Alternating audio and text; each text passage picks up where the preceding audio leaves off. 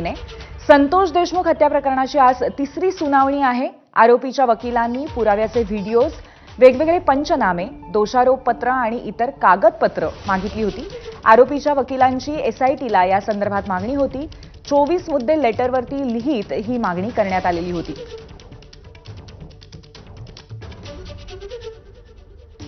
तर संतोष देशमुख हत्या प्रकरणाची आज तिसरी सुनावणी आहे। आरोपीच्या वकिलांनी पुराव्याचे व्हिडिओ आणि वेगवेगळे पंचनामे, दोषारोपपत्र इत्यादी कागदपत्र मागितली।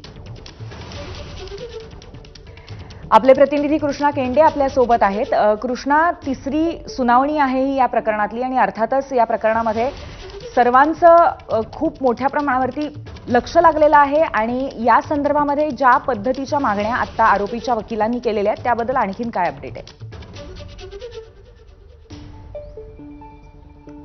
आरोपीच्या वकिलांनी एक पत्र लिहिलेलं आहे न्यायालयाला आणि एसआयटीला देखील, आणि 24 मुद्दे या ठिकाणी त्या पत्रामध्ये मांडलेले आहेत। जसं की व्हिडिओ पुरावे असतील किंवा वेगवेगळे जे स्पॉट पंचनामे झाले आहेत त्या पंचनाम्यांची देखील मागणी केलेली आहे।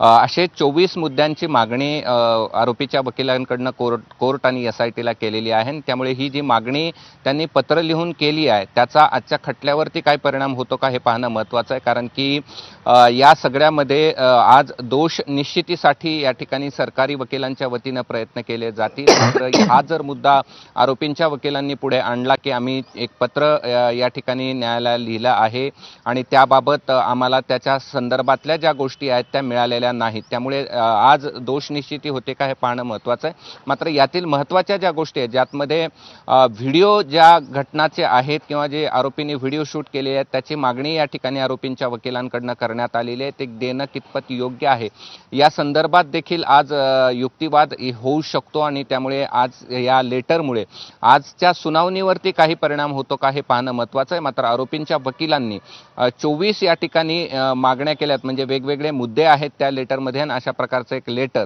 न्यायालयाला आणि एसआयटीला लिहिलेलं आहे पूर्वी। नक्कीच, त्यामुळे आता या सगळ्या प्रकरणामध्ये पुढच्या घडामोडी कशा असतील याचे अपडेट्स घेत राहू। धन्यवाद कृष्णा, तूर्तास दिलेल्या माहितीबद्दल।